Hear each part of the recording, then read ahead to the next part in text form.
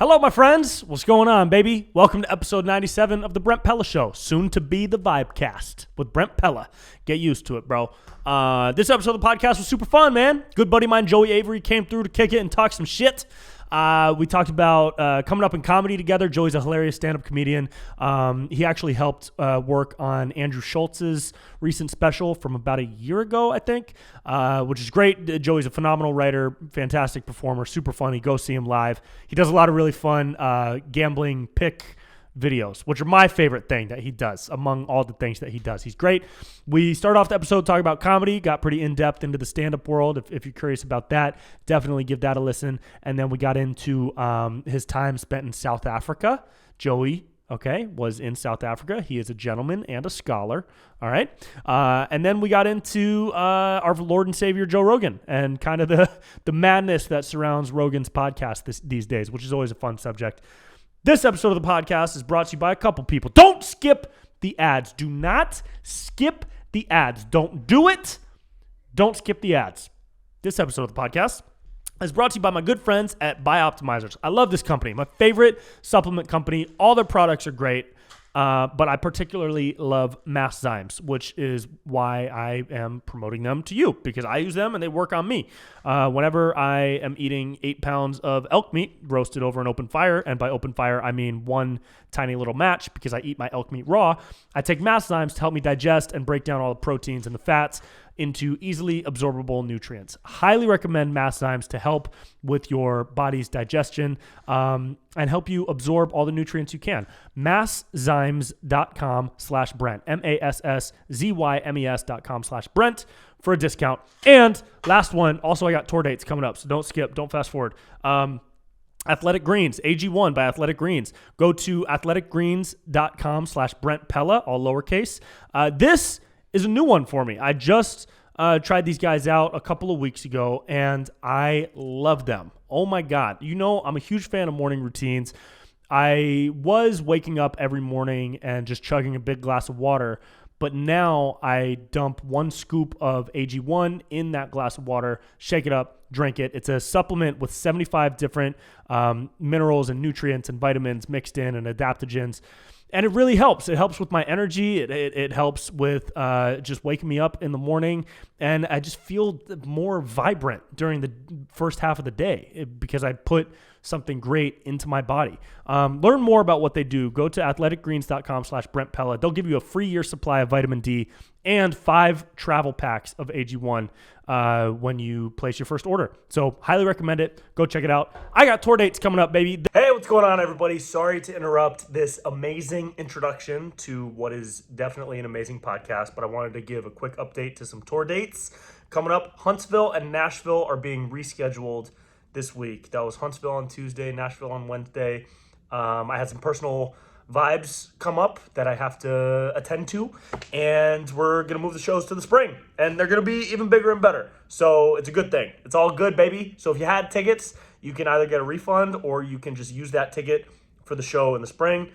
Email the club or just show up in the spring. I think that's how it works, and you'll be fine. And if you're not, refer them to this video and let them know that I said you'll be fine, and it'll all be good, baby. And we'll party. So Huntsville and Nashville, I'm sorry to be rescheduling the shows if you had tickets, but I can't wait to get out there in the spring. I'm in Lexington, Kentucky with my good buddy JP Sears, opening his shows this coming weekend. So that's the last weekend of January. That's the 27th, 28th, 29th.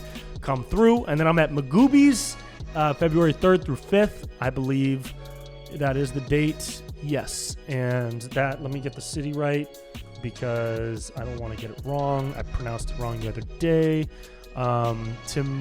Lutherville, Maryland, but this one's in Timonium, Maryland. Which one am I at? Shit, I don't even know. But go to brentpella.com/shows and get tickets. If you live in Maryland, I believe it's definitely in Maryland. So if you're in Maryland, come through. Gonna have a good fun vibe time, just like we did on today's episode with Joey Avery. So enjoy it. So what is the thing that you're using to organize your life? What is it called? Notion. Yeah. And you, so what's the process behind it that you do? Also, I don't know if this will be the beginning or I just still want to know about Notion. Yeah, no. I truly want to know. Yeah, no. It's just For me, it's just a place to put all of my stuff, like all my stand-up stuff. It's a helpful place to be creatively organized because I'm not an organized person, at all. And so the interface actually makes me look like less of an idiot, which is really nice. What do you hide, like dick pics in there too, or like titty pics? A little, like just for me, like when I'm just like, I'm like, that's been a hard day at work. You know what it's time to do? Ruthlessly beat my cock. Right. To actually photos of my very own cock. That's a power move. Yeah. I bet people do that. That's a positive There's got affirmation. to be like some type of Christian Bale American Psycho guy out there that just like wanks it to himself. Yeah, and right? And like who's ultimately happier than that guy? Right. Probably no one. He doesn't need anybody else. That's a positive to give him affirmation. Joy dude. or pleasure. Yeah, that's it. That's its own form of yoga. It's like a infinite circle of love. Yeah. Self-love comes back in. It sure does. Joey Avery, everybody. Yeah, dude, I remember when I first started doing stand-up, I kept a Google spreadsheet with every open mic I did. I still have it. For the first 2 years, I did open mics. And one column was like the date, and then the mic, like where it was, how long the set was, the jokes that I did, each bit, and then notes on how they went.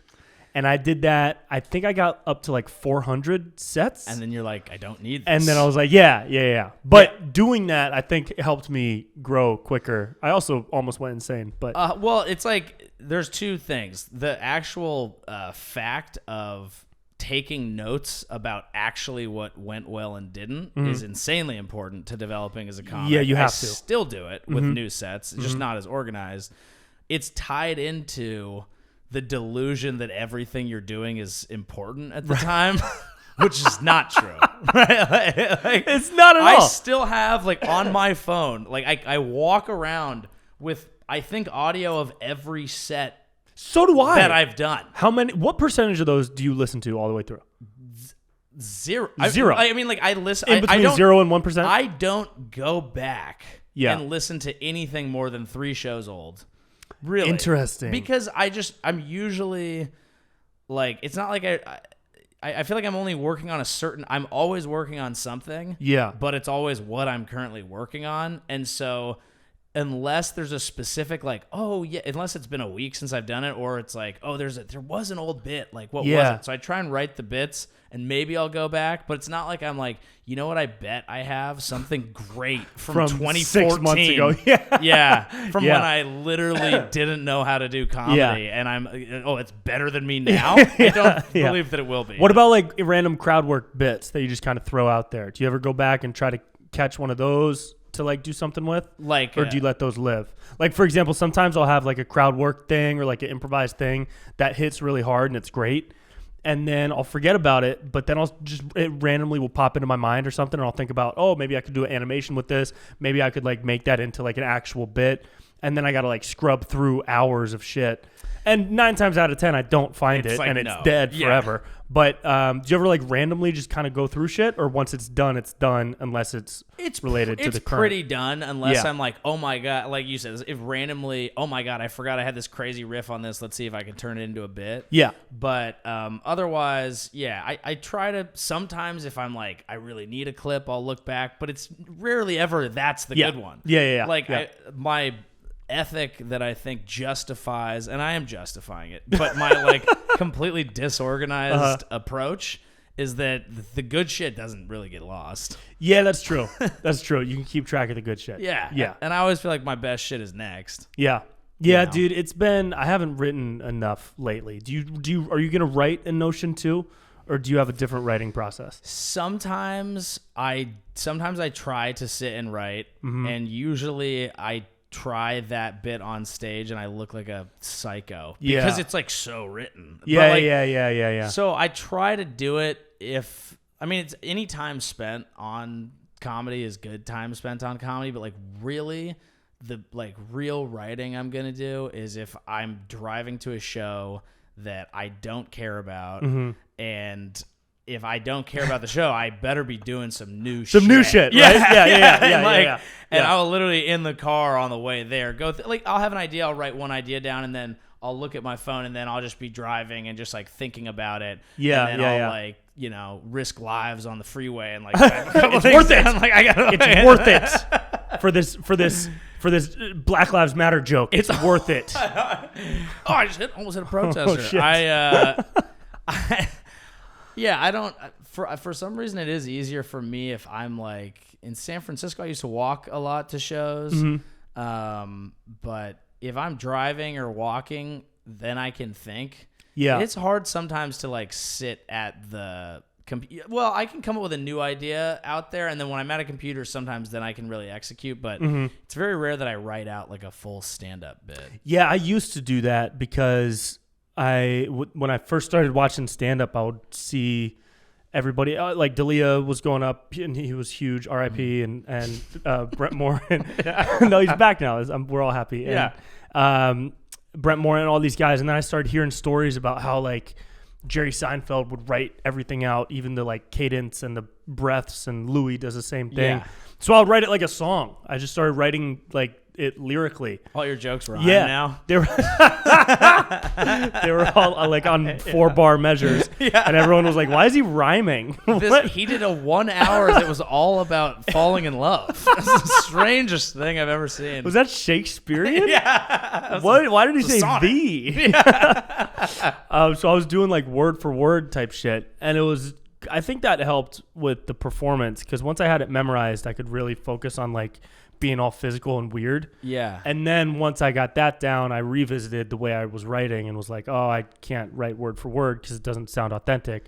And so then once I got the physical performance side down, I could go back to the writing and just be a little more fluid with that, to the point where now I'm bad at both of them equally. And but yeah, it was weird at first doing it like word for word, and you can really tell when people are doing that too. Yeah, like word for word, spitting it out. It's a weird thing because I appreciate it, and when I see it, I'm like, "Oh, that's so sick." But then I also, with some people, there are some comics where I'm like, this whole thing just felt robotic. And like I want to feel like, there is the Seinfeld side, and then there's like the Chappelle side, which is like, I'm gonna sit on a stool and just talk about shit for a while now.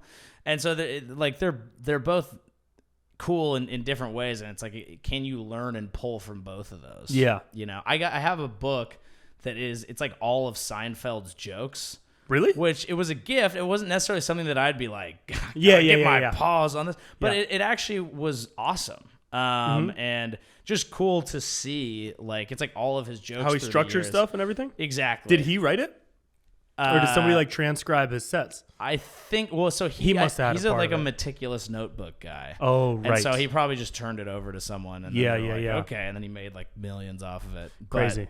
But it is cool to just like see it written out like that. And even though I'm never gonna be a word for word kind of comic, just to have an appreciation for that and taking what my set maybe can be too loose sometimes, and just even nudging it a little bit that way. I think is super helpful. Yeah, what Schultz did with his specials was word for word crazy. And you were a part of that, right? Yes. Did you had some type of involvement? I forget what it was. Yeah, I got to go out there and write on it for a week. Oh, amazing. Yeah. Fuck, which was crazy. Awesome. And it's because I'd been helping him out with some of the initial ones, like the ones that he was putting out. The 5-minute ones that he was putting out. Yeah.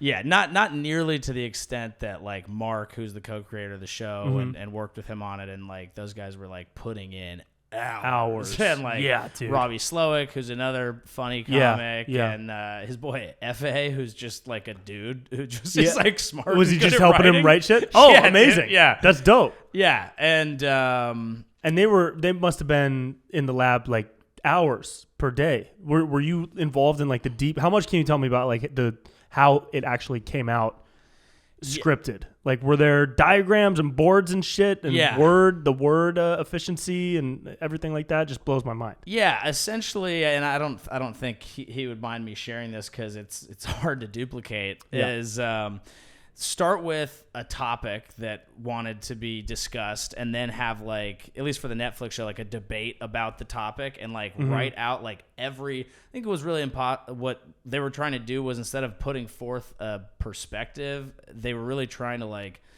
give a fair shake to all angles of it and feel like you weren't going to watch. So many times you watch something and you're like, I know what you're going to fucking say because I know what your viewpoint is. And right. I get it. Yeah. And so if we were talking about an issue, it would just be like, let's throw out everything that goes into this. What would the left say? What would the right say? What does centrist say? All this. What do we actually think? Call people who might have an expertise, because when you get further along in comedy than you and I, you have a slightly larger black book. Right. Yeah, your Rolodex is thicker. Yours is larger than mine. Yeah, it's like, but try and talk to experts and be like, is there anything we're missing? Yeah. And then his boy F.A., who's like not a trained writer, would literally write like a college essay that was not funny. Oh my God. And just draft like a full college essay, like structuring, the thing. I mean, this was, I should say, he was the one like taking the lead. All of this was really like Schultz's like direction and idea. And, like takes this here, like that, don't like that. Here's what it actually is. Here's what we're thinking. Here's the outline. And then he goes and just writes a college essay, and then we go back through that word for word. Damn, dude. And like joke for joke. And then it was like, you have a joke, and this is hilarious. Everyone's laughing. This is green. This is pretty good. It's yellow. And so then it was every single word of it was up for debate. Right. Is this joke funny enough? No. Okay. Joey, you just write 5 other jokes for this. Yeah. Okay, cool. Like, do it that way. So for me, what was cool was just seeing like, I think I'm a hard worker. I think I pay attention to like details, and then be like, this is a new level. Yeah. And now I need to apply that to my life. And did they have to run anything through Netflix for approval? That I don't know, but I would assume so. Yeah, I know that they had a lot of leeway. Yeah. And Netflix smartly saw what was doing well on social media, which was like, we're going to let it rip. Mm-hmm. And then I imagine there were a few things that were like, well, are we sure? Yeah, for sure. And then, Yeah, it was dope, dude. And it reminds me what you do with the picks. Yeah. That writing style, which is phenomenal, by the way. I've lost a lot of money on that, and I will continue losing money because I have so much fun. And I believe in your picks every week, and they never work, and I'm so excited. I had a great... You actually had a good week one. You would normally are good. Not, you're not bad. I'm totally joking. Everyone is always like, bad at gambling. Suck, and I'm like, they're not all going to be right. Yeah. It's fun. I'm like a 60% better. That's pretty good. That's good, dude. Yeah. That's actually I only got incredible. one bet wrong this first weekend of the playoffs, but I didn't make a video. Yeah. So there's no proof. Damn. We'll just believe you, bro. No, but that writing style, that like metaphor, double entendre, triple entendre, quick hit, like it's a fun. It's cool. It's really fun. Yeah, it's really fun. I think it's like you wouldn't want it to be the only thing that you do. Yeah. But it's really fun to just and you learn a lot by just being like, how tight can I make this? Mm-hmm. And kind of what you said, it does become rhythmic. Yeah. Like a song. Like you have to like read the script over and over and over again, and you can literally just feel like that's wrong. Yeah.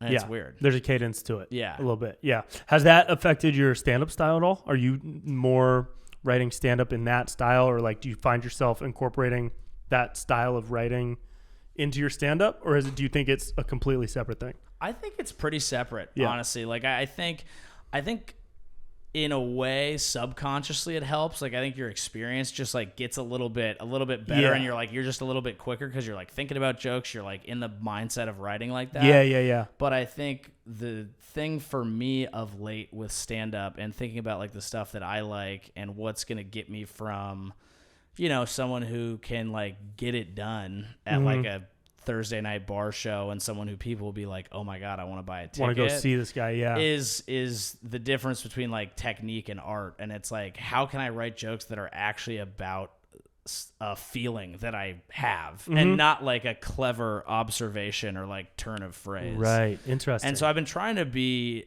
not in like less clever, but like more like honest and like direct. Sure. And I think that resonates more. Yeah. That's a hard line to cross, I think, for a lot of people. Yeah. Like I feel like a lot of people find a lane where they're clever, quick, but they never really fully open up about their stuff. And that's kind of what I did early on too. I'm still trying to figure it out, just like we all are. But there's a line between like really opening yourself up and sharing personal opinions and personal experiences and being a bit more broadly authentic versus like quick, silly jokes and like fun opinions on things that are like fun in the moment but forgettable. Yeah. Like no one's going to remember your name. They might be like, "Oh, remember that joke?" Da, da, da, da, da. Yeah. But it's not going to be like, "Dude, that guy was fucking awesome. We got to go see him again." And that's what you need to like speak to people. And yeah. You're only going to get there by doing it. And so that's a conversation that's always had. People are like, you got to find your voice and what you mean. I think for the longest time, I was turned off by that because I thought that what they were saying was like, everyone always is like, talk about your struggle and like open up about like super personal things. And I've always felt like. And you don't want to talk about dick warts. You told me you don't want to do that. And I don't think you should have to. Yeah, why do my balls smell like an old gym sock? Right. I don't want to have to do that. That's not material. Right. It's too relatable. But will you do it to sell tickets? Yeah. Yes.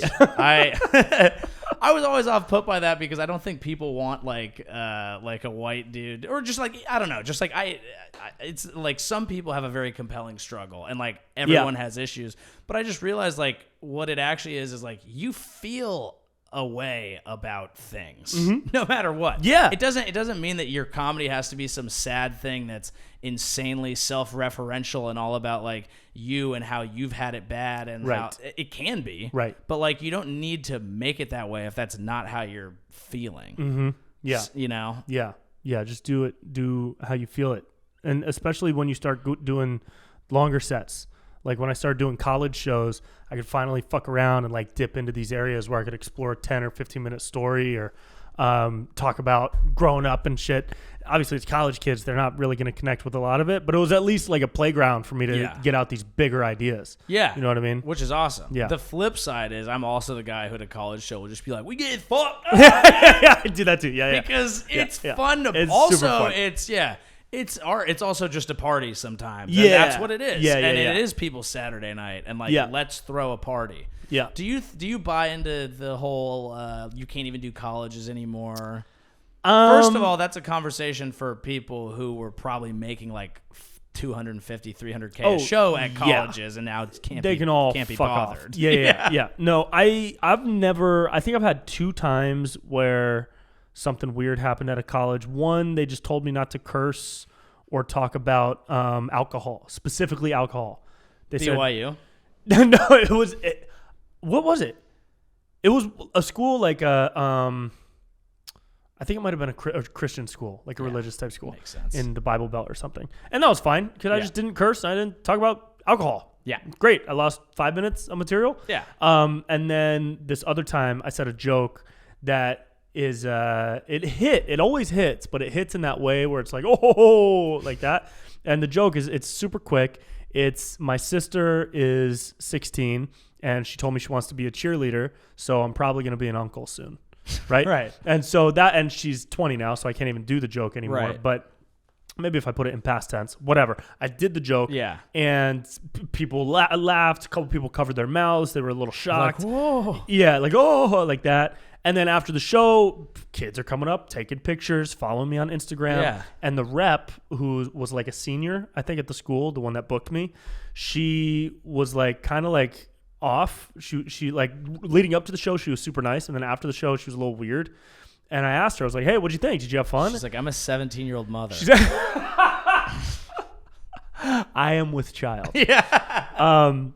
I was like, what'd you think? Did you have fun? And she was like, yeah, I don't know. I get it. I guess comedy is for different people, but I'm just not a huge fan of like misogyny and stuff like that. And I was like, oh, me neither. What are you talking about? You dumb woman. Specifically. Yeah. You stupid female. Yeah. I hate misogyny too, dude. Please explain yourself, you dumb bitch. You dumb bitch. So she was like, oh, the bit about the joke about your sister. And I was like, yeah, but that's a joke, right? And then I almost like explained and I stopped myself and I was like, hey, you don't have to like it. But that was it. And then obviously I didn't get invited back.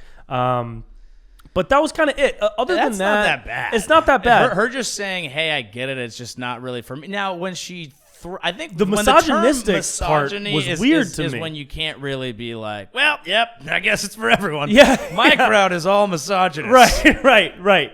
That's a little. It was little weird intense. to bring that term, and that just. I think that was part of. Wouldn't that mean it's like?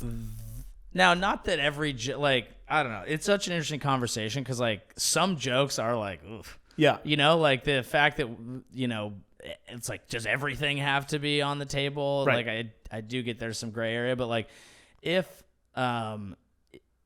kids are having so much trouble hearing even on the line jokes, wouldn't that mean it's like the most important time for comics to go to colleges? Yeah. Or are we just like giving up? No, I think it is. I think you're right. Yeah, it is the most important time. I did a college show last week and I started bringing up like COVID. Yeah. And I called it a scamdemic.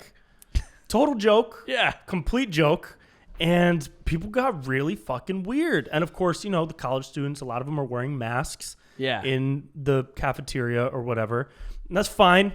But it just showed like this tension still that was hovering. And maybe the tension used to be during the Me Too movement. And then it was during the protests and rallies last year. And now it's during the new variant and the safety measures and everything. And there's in the college world, it's really weird because they're kind of very easily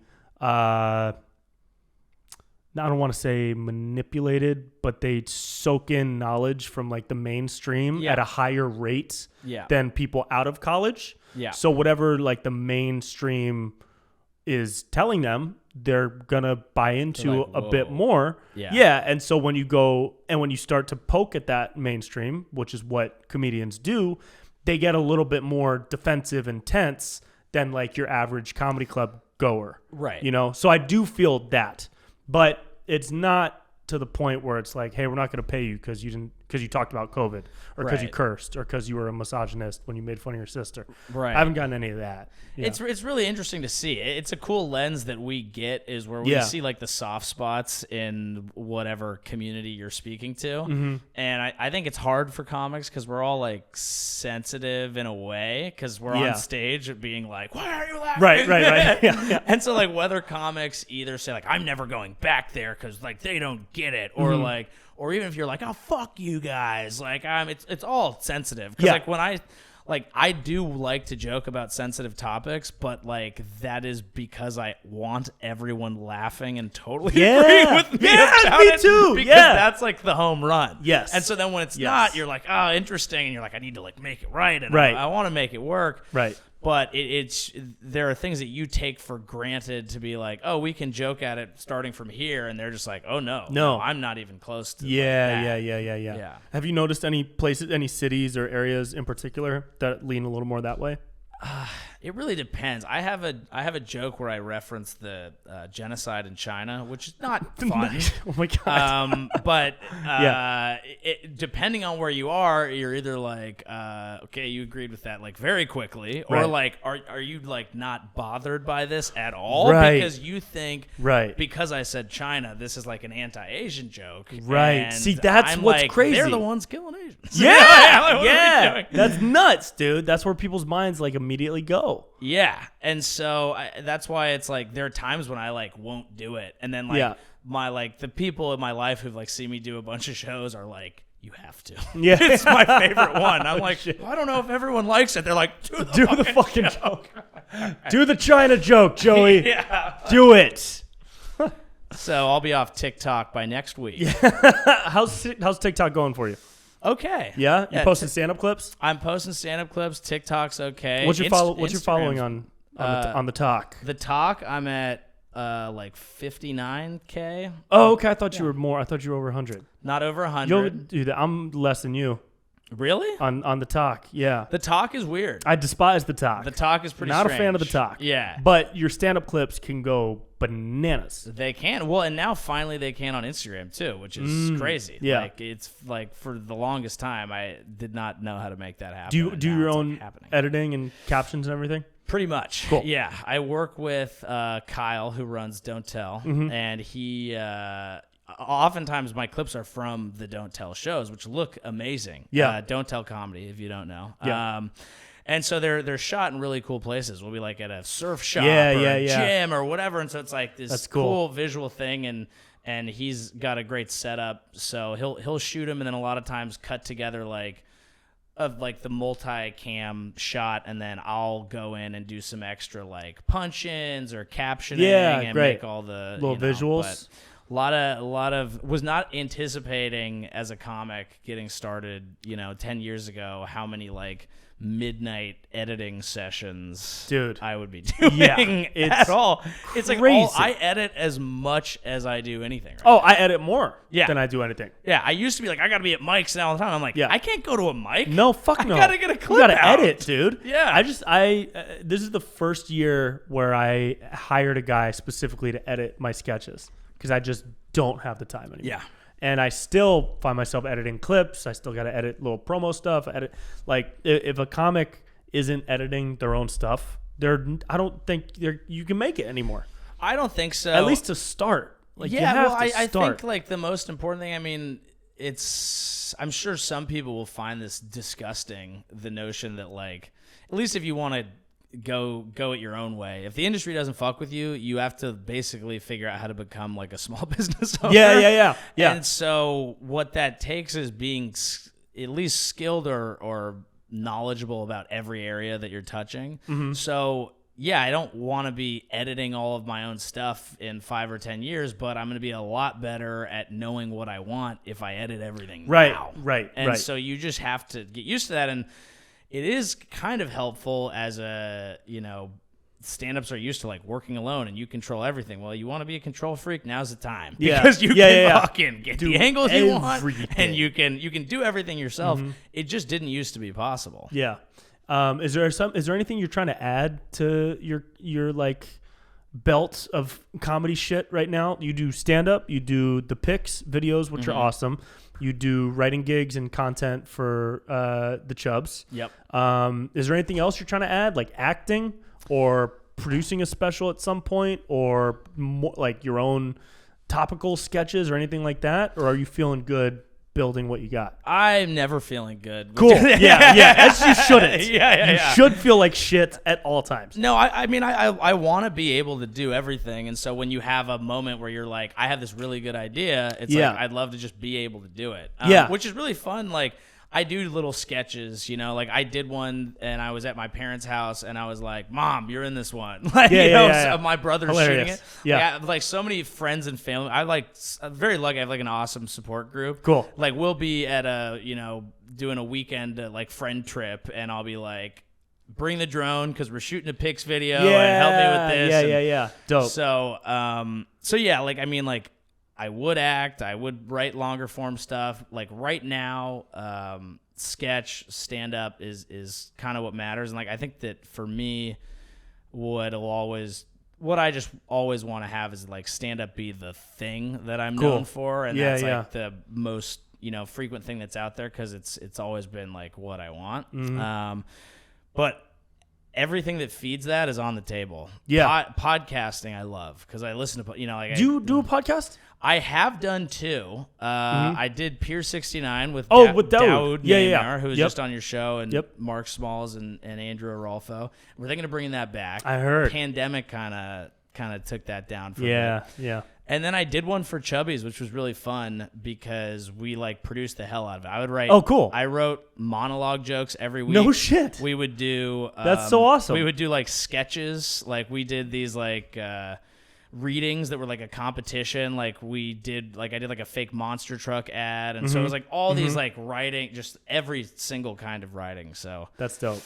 Yeah. I mean, I feel like I want to do everything, but for me right now, it's like stand up and, getting as much improvised stuff out there as I can. And then following it up with, getting clips. out material. Yeah. Are you touring a decent amount?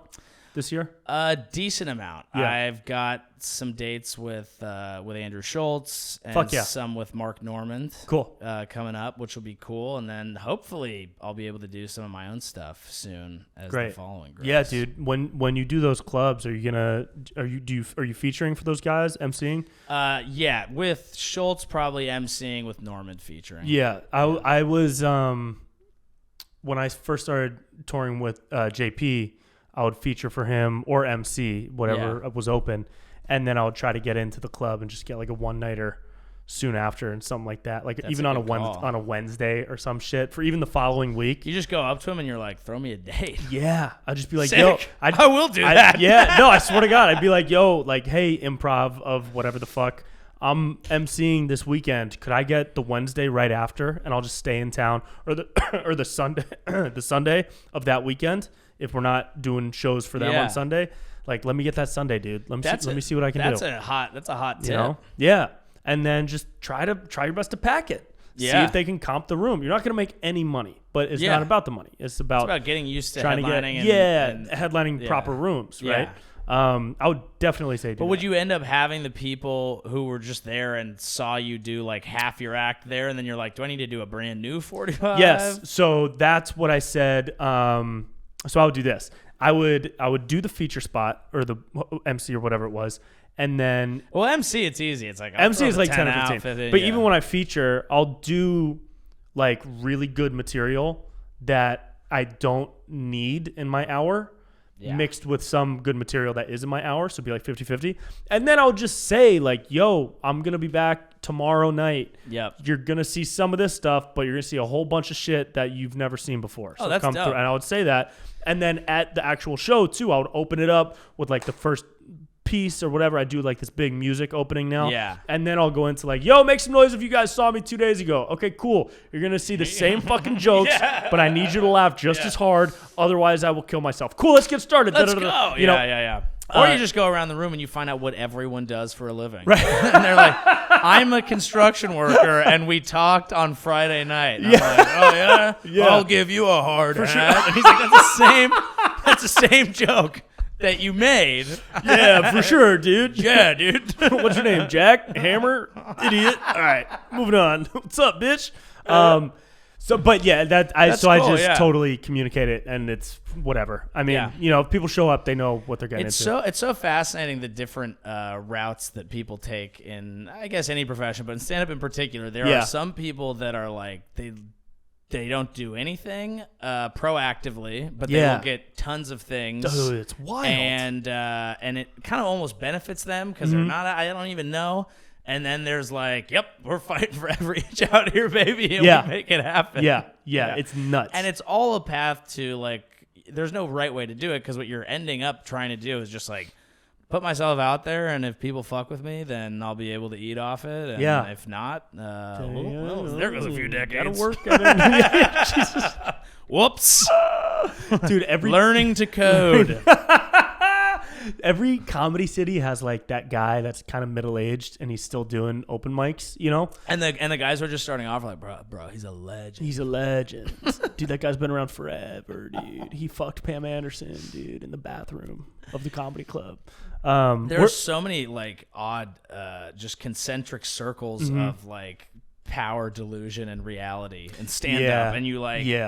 exit one and you're like, I was not seeing that this way 5 years back. But then there's also a beautiful thing that some people have, which is like, they know it's not going down, but like they have a community with stand-up, and they do like give younger comics advice, and they run mics in the city, and and end up being like a cool, important part of the ecosystem that way. It reminds me of like the old dude you'll see at the gym that's like shooting hoops by himself. You know what I mean? Like his rhythm is like, he's got that like perfect form. Silky. Yeah. He's just, it's a hobby. But like, you play ball, he's like, I got 10 minutes at a D2. Yeah. And you're like, that's actually better than most people. If you really think about it. Yeah, that's actually like a reasonable career. You started in San Francisco?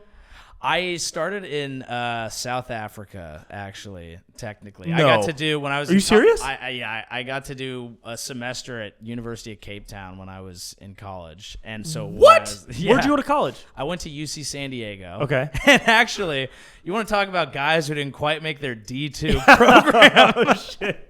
I thought I was going to be a baseball player. Yeah. And then that didn't end up happening. Did you try to walk on? Well, I was a recruited walk-on, so they brought me to the school, got me into the school, and we were like, dope. I assumed I would be on the team for a year, and then kind of like work my way into a starting role, and that's kind of what I thought. I just didn't really know. Yeah. And then when I got there, it was like orientation, and I was like, oh yeah, I'm here to play baseball. I'm here playing baseball, and we were like, all of a sudden, I'm like, that guy. And so they had brought in, I think, 18 recruited walk-ons. Oh my god! And they kept one. What? And so there That's was like so mean. There was like a fleet of like guys who thought they were gonna play ball in college, like wandering around the campus. Like, do I play club water polo? Yeah. So I had an offer to transfer to Santa Barbara City and play there, but then I just ended up staying. I was like, UC San Diego's a good school. I was like, I'll just try out and make the team next year. And then the next year went around. I was like, fuck baseball. Oh wow, yeah, you lost it. You were just like, or you lost the interest in it. Yeah, it was like my first like midlife crisis. At, Yeah. Like I got there with like a girlfriend, and I was like, I'm a ball player, and then all of a sudden that didn't happen. So I was like, I just remember like I was like, I didn't know what to do. I like buzzed my head. I was like doing like P90X in my room. I was like, I don't fucking know. Went to another country. Who am I? Yeah. What year did you go to South Africa? I want to say summer of 2012, I think. What, and that was your junior year? Yeah. Yeah, it ended up being like, it was like an odd thing because of just the way the like semesters worked that I kind of went in summer. But yeah, I was like junior going into senior year. Why South Africa? Only speak English. That narrowed it down a lot. Yep. And then it was that I, just irrationally wanted to feel special and do something that other people hadn't done. Cool. And it was like literally as far away as I could get. And then the finance of it were able to work because the flight's super expensive, but like once you get there and you're going to be there for 6 months, it's cheap. It's affordable as hell. Really? Living in Africa. Yeah, but I thought South Africa would be like London. Because it's not. Colony? It's I don't know. It's colonized? Is that there the has right been word? a large history of colonization. It's most specifically the Dutch came, and then they've formed the I think it's Afrikaners and then Afrikaans is like the language that's spoken there. Yeah. So it was really. I was also really interested in Mandela, and I'd read like some books on him, and so I was just kind of like, it was like things lined up. It felt right. Wow. I did shrooms once, and it was like, go. Whoa, I was like, fuck all yeah. right, we out. Amazing. Yeah. So did UC San Diego have like an extension program there, or was it part of a more broad college program with people from different schools? It was people from different schools. Okay. So I lived in a house with like 12 other international students. So it was like people from Holland, people from Germany, dude from Brazil. Dope. Yeah, it was a crazy. It's like a little experience. hostel like dorm situation. It was a pretty it was like a mansion. Fuck. It was like a Crazy. real world type experience, but not like the mansion was like sick. Did everybody have sex with each other? Giant. A few people gave it a shot. Yeah. It always ended That's weird wild. for them. Yeah. Yeah. So how many a semester you're out there for 6 months, like half a year? Yeah. And did you study? Did you go on safaris? What did you do? So University of Cape Town is cool, and then like part of their thing was it's just so different out there. Like there was a guy who like played on the rugby team, and like you could just sign up and like then you're on the rugby team at like one of the premier. So it's just not like college sports in the U.S. Yeah. So I tried a bunch of shit. I was like, I had a radio show at the university which broadcast live. Dope. So I was literally on South African That's cool radio. as shit. And I was like, I'll try some shit. You know, I was in college. I'd like listen to Rogan. I was like, I'm going to try jujitsu. I did that once. I was like, that ain't it. Yep. And then I did my first open mic. And I got off stage. In South Africa. Yeah. And I was like, that's it. That's wow. gonna be it. Like, what was it like in South Africa? What was the open mic like? We found out about it because a friend of mine went to a bar because he heard you could just like buy weed from over the counter, and then there was like an open mic going on. Oh shit! And then we're like, what? And it was very similar to an open mic here, but it was like 3 or 4 comics and then a bunch of like fucked up musicians people sitting there, just like like regulars. Oh my god! And the place was tiny. It was actually the perfect spot. Really tiny spot, and not like a place that had been so beaten to death. Like they couldn't like field enough comics, so there'd be like 4 people on the show, and then I'd come and I brought a frickin' like 12 international students with me. Yeah. And it's an interesting place because apartheid ended like not that long ago, right? If you think about it, right. So you kind of walk around as a white dude there, and it's like you can feel a little bit, and then you get on stage, and I open my mouth as like a California kid, and they're like, "We love him." Yeah, it's like that. Yeah, so you're just divorced from the whole whatever their whole history. Right, is. right. You don't represent anything. Yeah, and it was Obama years, so they were like, so they were fuck chilling. Yeah. So did you just do the one, or did you start doing it regularly when you were out there? This is the most like fucked up thing. I did 2. Well, I probably did like 5 shows overall out there, and I started getting invited to like do a few different things, and I'm still in touch with a couple. Oh, dude, you gotta go. I want to go. Let's set up a tour. Right. Just please. Right now. Yeah. It is like a huge dream of mine that I once I have a little bit more to justify it, I'm absolutely doing it. Fuck yeah. Because I really want to go back. But this is how dumb I am. When I was trying to get ready, I was watching like Delirious and like Eddie Murphy, and I was just like, that's like what I wanted to do. Yeah. And then I do 7 minutes my first time. Damn. And I get off, and I'm like, okay. And people are like, oh my God, you're great. And I'm like, yeah. And then like, wasn't really, but I go back the next time, and I'm like, okay, I got to come with a whole new 7. Yeah. So the second time I do a brand new 7, which goes like, okay, like probably 3 of the 5 jokes do solid. Mm-hmm. And I get off stage, and in my stupid head, I was like, all right, I'm 14 minutes into the hour. I'm gonna get back to the States and start shopping this around. Right? That's 10 years ago. Oh my God. That's and then hilarious. I learned how the world actually works. Right. Right. But that's just how delusional you can be when you're young, which makes it very fun. Or at least, You have to be delusional to start doing stand-up. Yeah. You have to be delusional. Yeah. It's got to be part of your psychology that you have to be a little bit psycho. Yeah. When you were in South Africa, did you do any like crazy South African shit? I did. One of the cool things, I did get to go into Botswana and Zambia and do like a safari where you're basically like, in the Jeep? Go out and you see, like walking? Bro, like we pulled up and you pull up and there's some homies from the village there. And just standing there like this? Dude, absolute legends. What's good, Joey? Yeah, and they've got basically canoes. They call them makoros, which I think means like container. But we pull up and you put all your bags in the thing and you literally just go canoeing out through these reeds. And they're like, there's hippos. Dude. And you're just going, dude, hippos you're canoeing through reeds? Yeah. And so you go to a spot and then they just pull up and you drop a tent and then you're camping. And they're like, you want to go for a nature walk? And you're walking and there's literally elephants and wildebeest and zebras. And you're at their house. Yeah. You're not like, no Jeep. No fucking, no like zookeeper. You're in Jumanji. You're out there. You're in Jumanji. And so like every once in a while the elephants would just be like, "What's up, bitch?" What the fuck? And they'd be like, "Don't move." And you're like, "No. Don't move." How close? How close would the elephant be? Elephants, I didn't have too bad of a like scary elephant thing.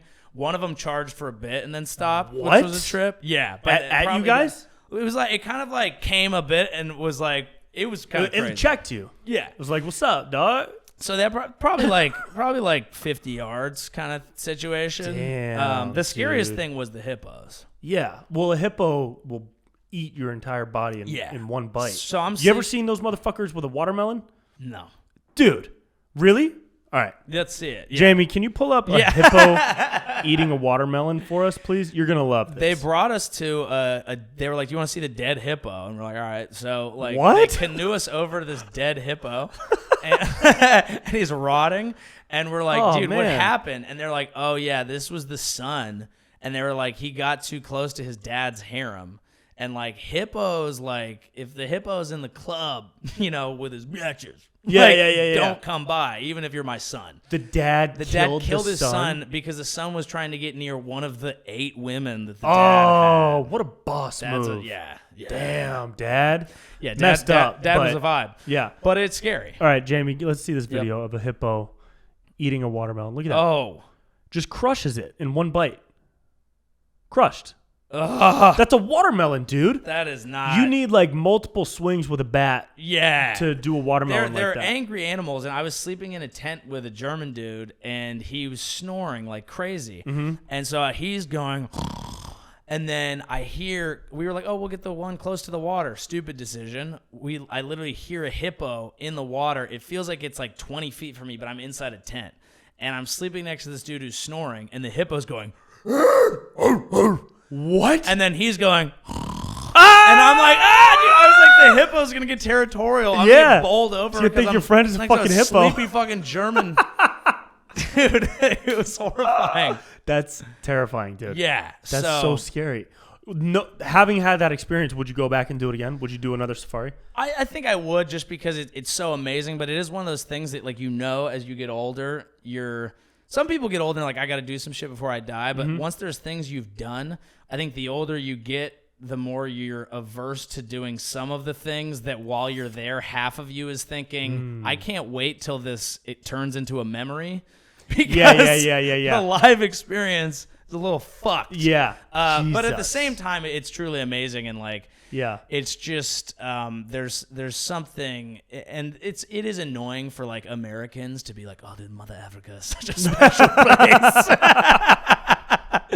But like, Mother Africa, you do feel it, and it's an amazing continent. And I think too, just as you try to maintain some form of like perspective around things that are going in the world, it is helpful to have understand a place outside of the news reports about it, dude, so that you can get it. And I realize I'm very lucky to have had that experience. Yeah.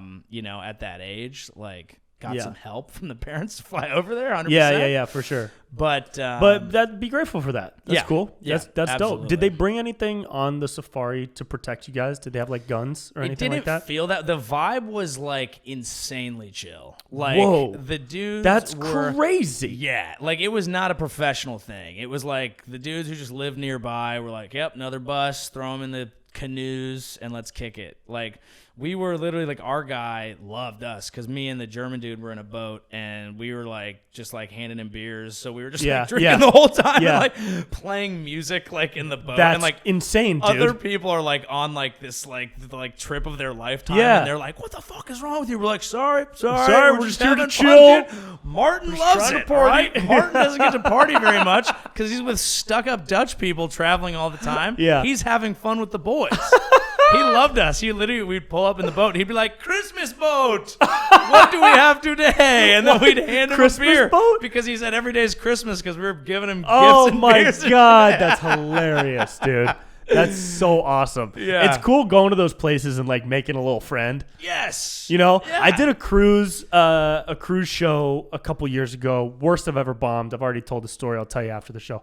But I had to fly into Miami. And then I hopped on a smaller plane to Antigua. Do you know that island? Do you know what that is? Antigua. I've been to Anguilla. Bahamas or something like that. Something, I forget. I completely forget. Yeah. But I landed, and at the hotel I was staying at, they had like a guy for me to like drive me to get food or whatever. And he was like just a taxi guy. It wasn't anything special. But he worked at the place. He had been born and raised on the island. His name was Andy Smuggler.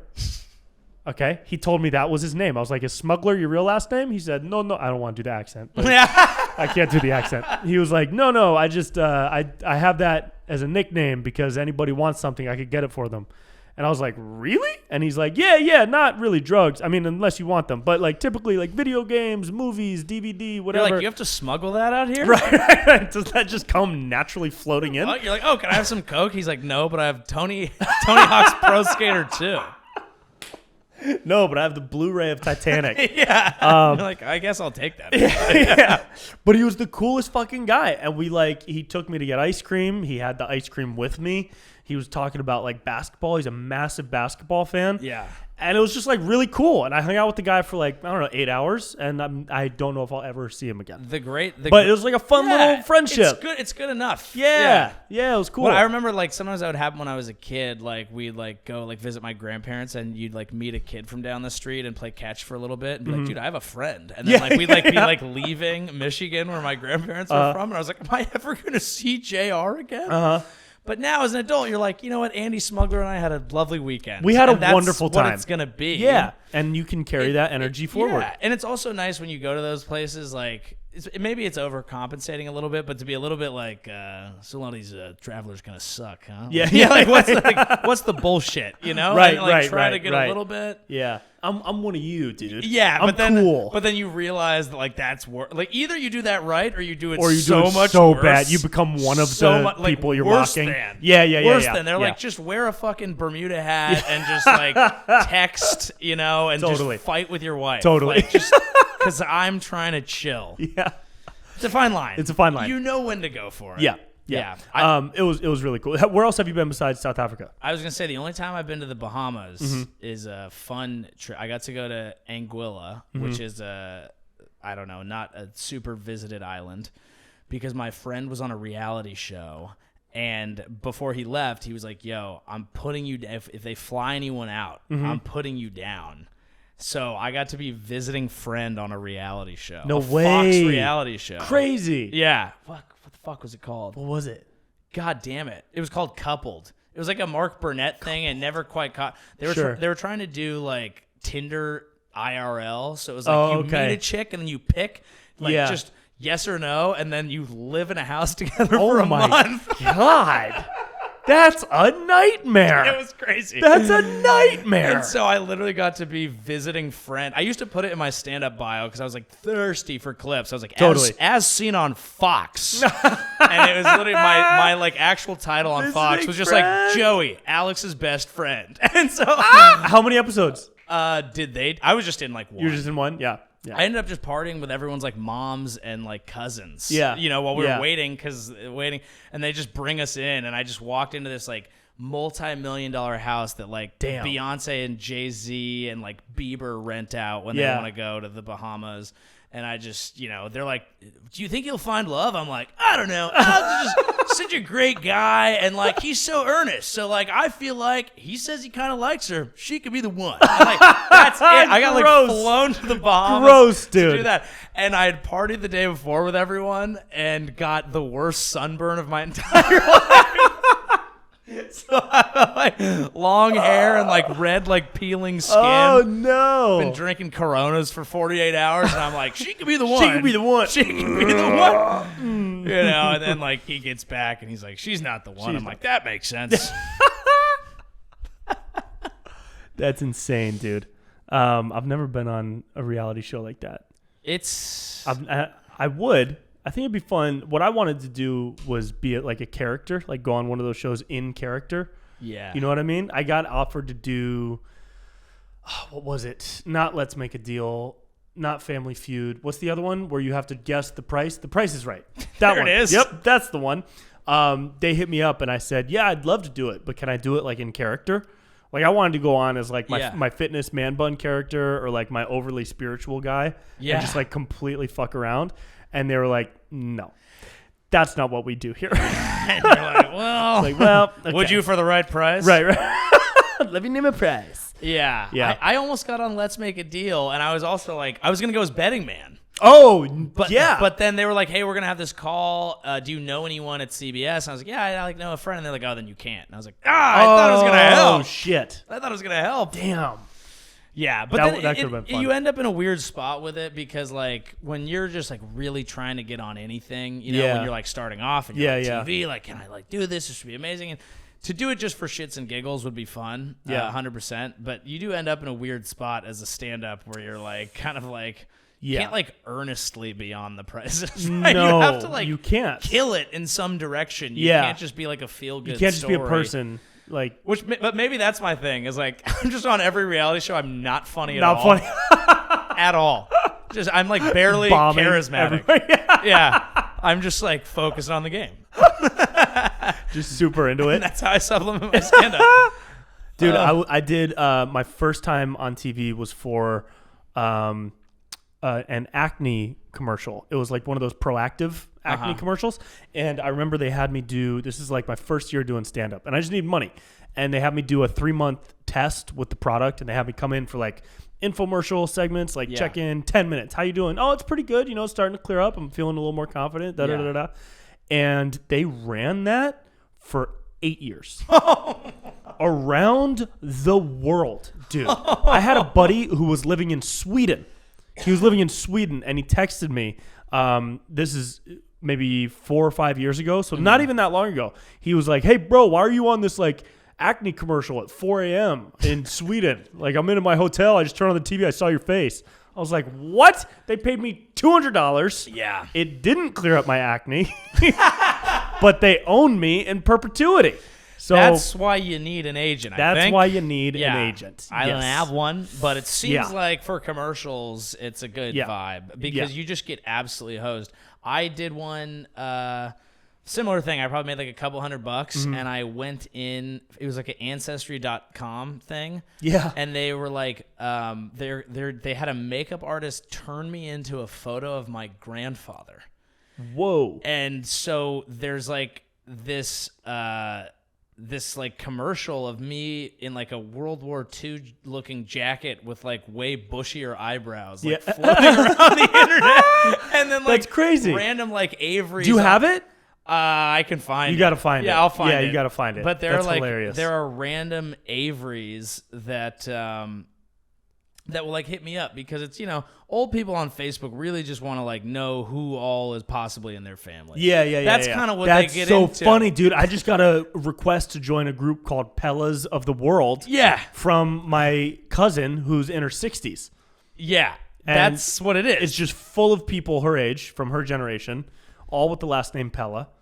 It's what they want. It's like the only It's thing nice. that matters Yeah, to them it's cool. is finding out and that is a lovely thing. I'm shitting on it a little quickly, but I like it. I think it's cool. Yeah, but well, I'll tell you this actually. I found the talent and release form, but where the hell is the photo? On that topic, this is one of my favorite things in the world that I'm involved in. I'm in a Facebook group message. Yeah. That is all Joe, Joey, and Joseph Avery's. What? And we've been talking for like 4 years. That's insane, and dude. most of us get fucked up.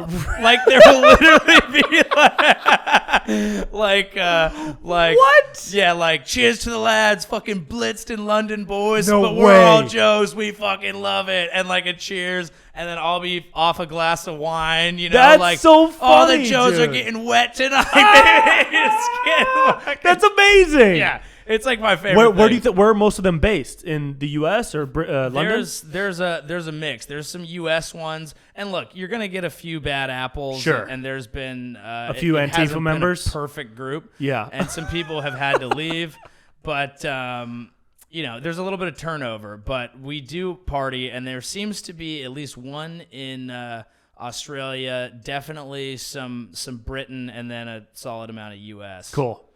But yeah, That's cool. You should try to finagle some type of like show for all the Joey Averys. I would love to. all the although Joseph Averys. It would be an odd.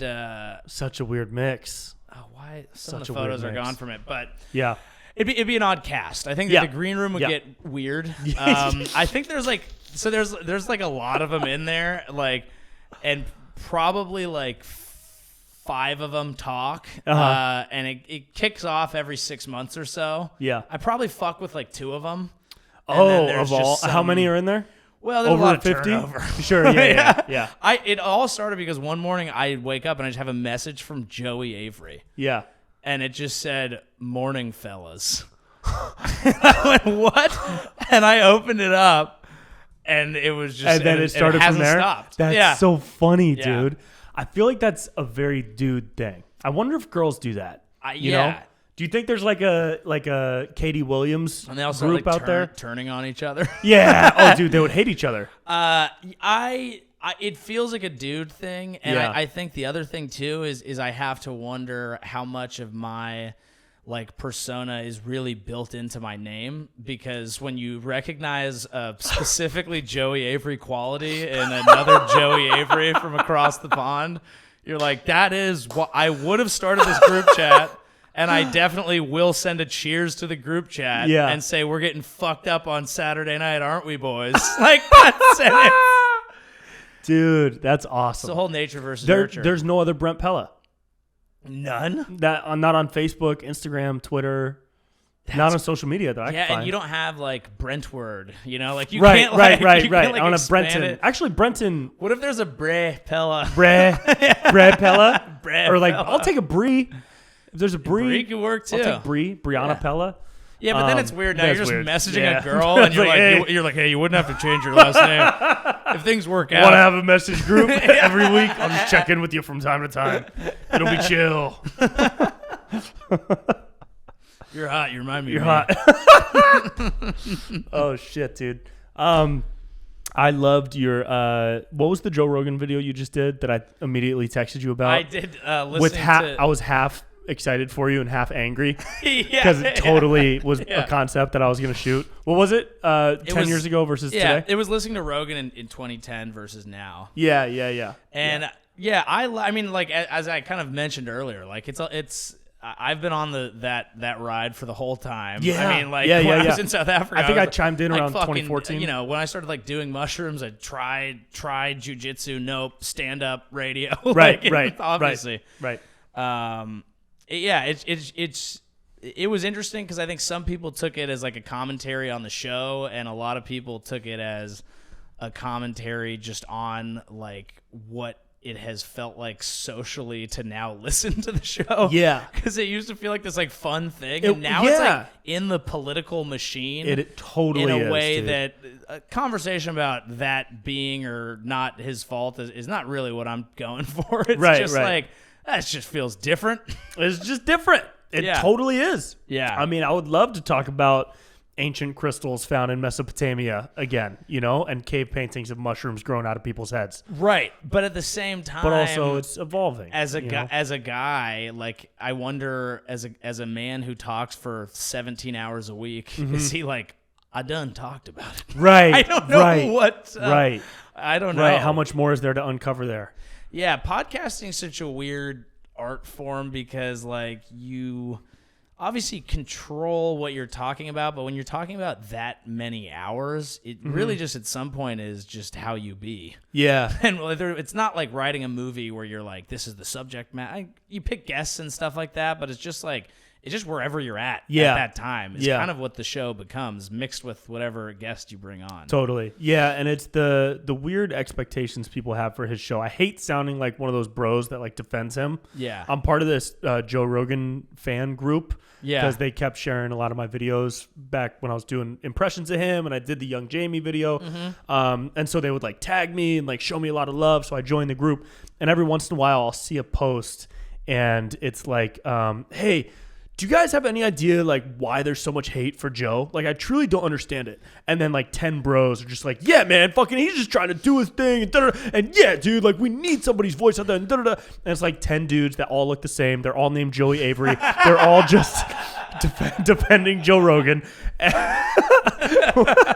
And with pictures in their bio of them wearing sunglasses and like a lemonade cup. And it's interesting to see how he went into this space now where he gets a higher viewership than CNN.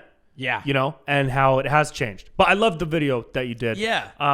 It's what do you think about how that shit has happened? Because he's a comic. He's a stand-up comedian. Everything I hear is that he's a super awesome dude, and like he's made so many comics' lives great. Yeah. Which I think is awesome. I mean, honestly, the impetus for the video was I was like, okay, what I hate doing is forming an opinion based on just seeing the coverage of something. Yeah. So like I've seen that Twitter goes crazy all the time. I've seen that now he is a news article, as news does what everyone on YouTube does, which is just clickbait it. Yeah. Listen, everyone's just trying to use his name, right? 100%. Because it's the most powerful Clickable name. It creates this whole thing. Yeah. And I'll listen to takes about it too, because I'm like, I do wonder what they're saying. Right.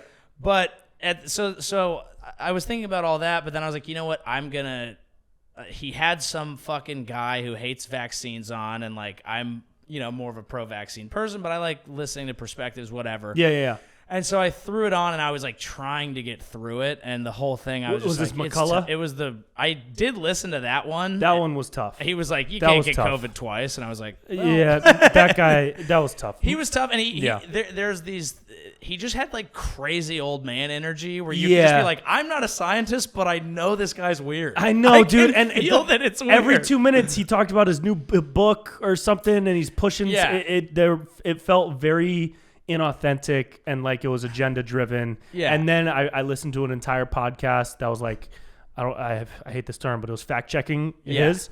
And then I listened to that one and I started looking stuff up, and it's just I didn't fully like that. I like that it exists. I like that it's out there. Yeah. If I could choose whether or not for him to have done that podcast or not, I would choose for him to have done it for sure. Right. But anyways, it's just to your point. That guy. Then I listened to the other one with, what is it? Malone. Yeah. And I started that one, and I couldn't quite get through it. Well, I went to go on, and I was like, oh God, I don't know who follows me on Spotify, so I put on private mode. I'm gonna listen to some vaccine misinfo. That doesn't need to fucking be publicly out there. But I'm an open-minded guy. I'll fucking listen. And so that was a slog, and it was kind of frustrating. You didn't like that one? I didn't really like that one. Yeah. Also, by the way, if you're a scientist, I don't care what lab you work in. Shut the fuck. I know you have to credential it, but when people just start beating you with the club of credentials, I'm like, you're winding up for bullshit. Just make your point. I know. Make your fucking point. It's tough though, because if he doesn't do that, then people are like, he's just then a quack. People are like, he's a quack and all that. And I like Malone much more than I like McCullough. They both. Yeah, it was a bit dry, and so then I literally turned it off, turned on music, had the idea for the TikTok, and made the Rogan thing, and made it 2 days later. Did it pop? Did it do well anywhere? It did better on IG than TikTok, actually. Interesting. But you should repost it to TikTok soon. Yeah, I will. We should shoot it as a full video. Yeah, we should do the whole thing. Feature film. A feature film. A trilogy, if you will. Yeah. So I just I guess to me it's it sucks that it's become part of the political thing, but when you start getting political, then that is what it is. And so I see both sides of it. I don't think he's bringing great people on, and I don't think his perspective on it is right. But at the same time, I think that the reaction to it by everyone is proving his point and making him bigger. Just by everyone saying, the way CNN has tried to do the ivermectin thing, and just the way that everyone says horse pill. It's it's just one of those things where if you're watching it like a sporting event, you're just like, ugh, I want to turn this off. Sure, because both teams are pissing me off. Yeah, both teams piss me off too. And I think that's what I was just more. But the more fundamental aspect of it, love or hate McCullough or Malone or whoever else he brings on, and agree or disagree with either of them, and the movement to try and get him to stop. Is really what's in question now. And to me, that's what's gross and should stop, is trying to either get him to get his guests vetted by Spotify first. Yeah. I don't like that. I had a conversation with my buddy on Instagram, shout out to Nick, and we were talking about Rogan and the guests that he's been bringing on, and my buddy Nick sent me an opinion piece about why Joe Rogan is a hateful right-wing misinformation propaganda machine, which I personally just don't agree with. I think he has a lot of ideas and often written by someone who either has never listened or only listened to the ones that they could exactly. There are some articles that you read, and I'm like, I've submitted shitty college essays too. Yeah, and I know how to go find 4 points, construct an argument, make a crazy metaphor, and shit it out of my ass. Yeah, I can do that. It's that's not what hard. This opinion piece was, and I said that to my buddy on DMs when we were talking. And what I also said, which he then challenged, and I'll tell you what that was. I said, well, every time Joe brings on somebody like, McCullough or Robert Malone or somebody like that, they always offer on air to debate somebody who wants to go against them on Joe's show, right? And I said to my buddy, I was like, why has nobody stepped up? Why has nobody taken that? Like, why? The only person to have done that is the CNN medical correspondent, right? Yeah. Sanjay, whatever the fuck. I thought that was interesting. That was interesting. Yeah. That guy also kind of got fucked because he, and rightfully so, for what CNN did and him not being prepared enough to have a conversation about that. Regardless, I would love to see somebody from the opposite side of the table step up and either talk directly to Joe or talk to one of these guys with Joe there. But now here's what my buddy said. Can I guess what he said? Yeah. Because I know the argument is basically that, like, on the one, it lends validation to stuff that's not correct. And then people will also say, and I think this is true, debate is not always an actual means to getting to the truth. Mm-hmm. A lot of times it just ends up being a sparring competition between who is better at words. Doing debate. Yes. Yeah. Yes. And whoever was going to agree was going to like that all along, and you end up with basically just like an intellectual boxing match that doesn't sway anyone. But I kind of want to see that. To be completely honest, I actually thought about it. I really want to see that. We should take some of the people in society that hate each other the most and start doing pay-per-view Pay-per-view debates? Pay-per-view debates. Wild. Yeah. Dude. Yeah. The opening card for the next Jake Paul fight. Yeah. Should be a vaccine debate. A mandate debate. Yeah. Apparently there's a whole thing between Jordan Peterson and then Ethan Klein, who does H3. Yeah, I don't know who that guy is, but I always see him pop up on my feed, and he's really fucking annoying, to be completely honest. He can be. I listen to literally everything. I'll listen to him. I'll listen. What does he talk about? What's his stance on things? Does, and then I got to tell you what my buddy Nick said. Yeah. He does too many shows. Like there's so many. He has like so many different things. He has one show with Hassan Piker, and Hassan I find to be interesting, so I'll like listen to him. I guess I actually like that show. I'm more interested by Hassan than Ethan, but he has him on. Yeah, that's fair. I literally watched it because I was like, this is fucking popping. I gotta watch this. Yeah. And so I've watched some of it, and it can be kind of tough. I think one of his main things is he kind of like exposes and drags people, and not necessarily in like a TMZ way, but like kind of like, I think this person is really shitty and they should be canceled, and we're going to go through all of the reasons, like point by point, why this person is actually a piece of shit. Interesting. And sometimes he's right about that, sometimes he's wrong, but it's an interesting kind of lane to be in. Yeah. But sometimes you listen to that because I'm like a little like gossip bitch. I'm like, what is this? And then I'm like 2 hours later, I'm like, I feel gross. Yeah. Yep. But I get that. So my buddy said, that's the wrong way of looking at things in his opinion, because it elevates Rogan's platform to a place of academic like accomplishment, like what you just said. It kind of gives validation to his platform as being a place where you can seek out truth constantly. Yeah. And in my buddy's opinion, it's not and shouldn't be treated as such. But I kind of think it should be, because how biased is CNN? And we're treating CNN as a place where experts go to discuss things. Yeah. I think it should be in the mix. I think, personally, I would love to see somebody come on and talk to Joe about some of the things that they think he's wrong on. Like the guy who was just on, and Joe was like, oh, well, young men can get myocarditis, the heart thing, from the vaccine. And the guy was like, no. When they get COVID, they have an 8 times more chance than they do from the vaccine. Right. And then he proved Joe wrong in real time.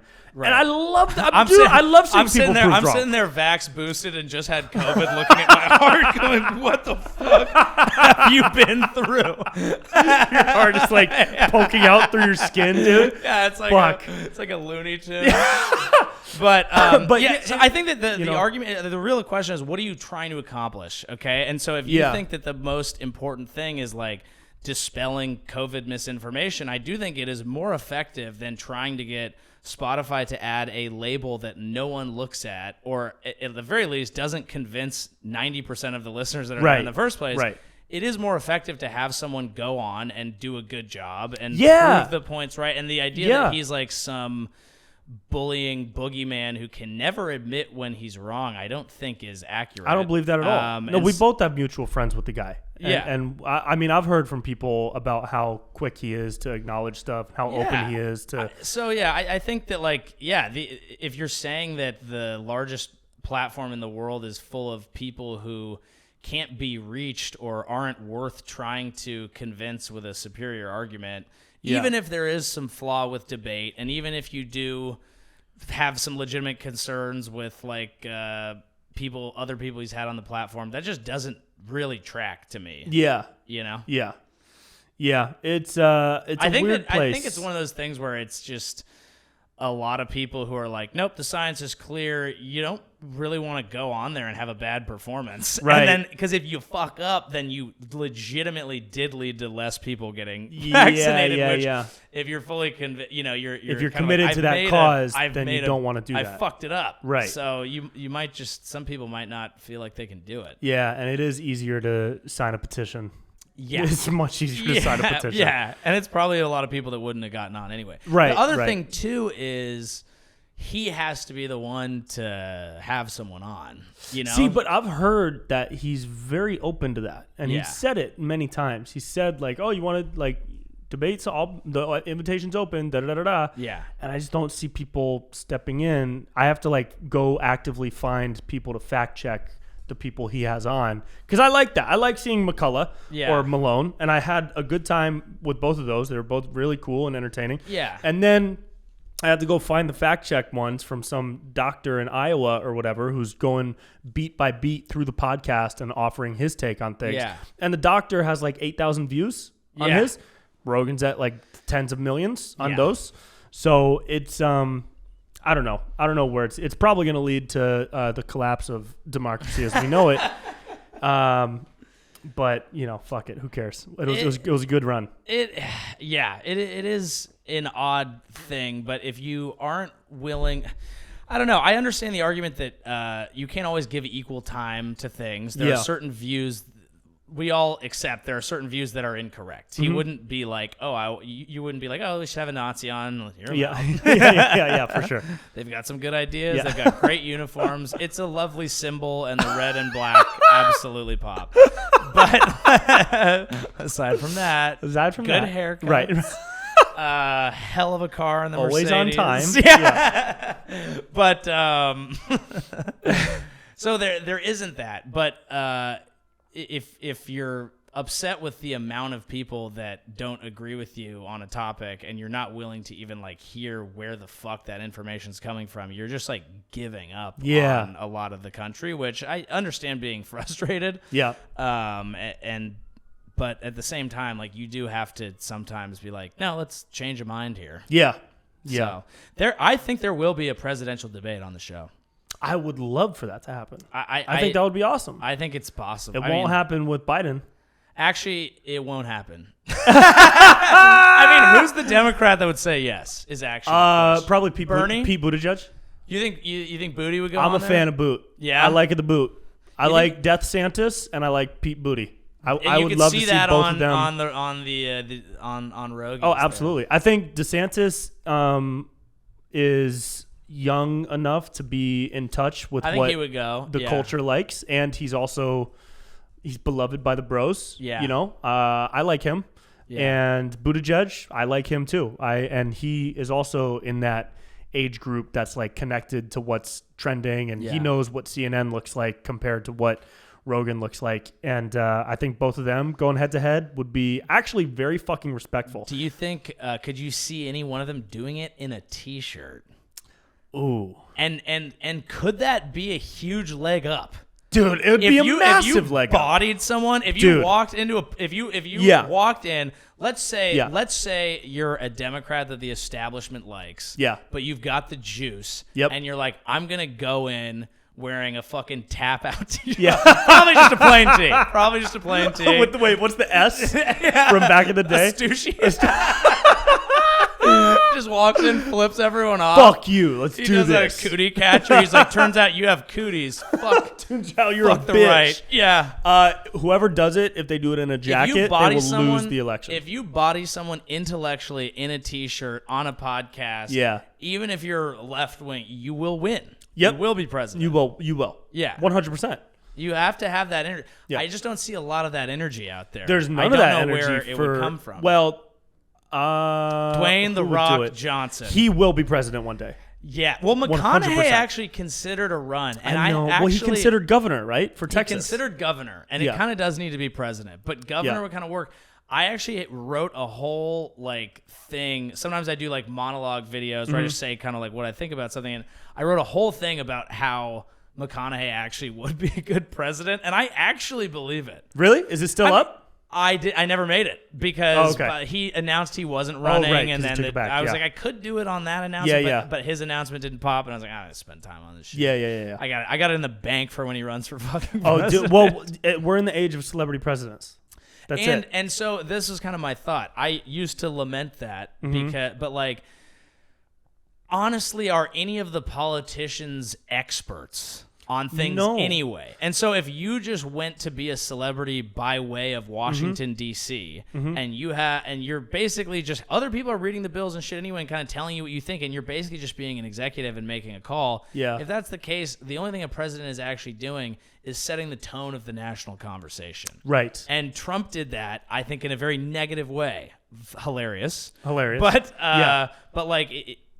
throwing policy out, if one of the things president does is just set the vibe and tone of the nation. Yes, they're a vibe check. They're a vibe check. And Matthew McConaughey passes the vibe check. Absolutely passes the vibe check. And if they ask him, what I would say to any celebrity is if you get into politics, people are going to hate you. But actually, when they ask you about tough issues, don't say it. Yeah. Just work around it. They're like, Matthew McConaughey's what do you, they ask him about abortion and just change the subject.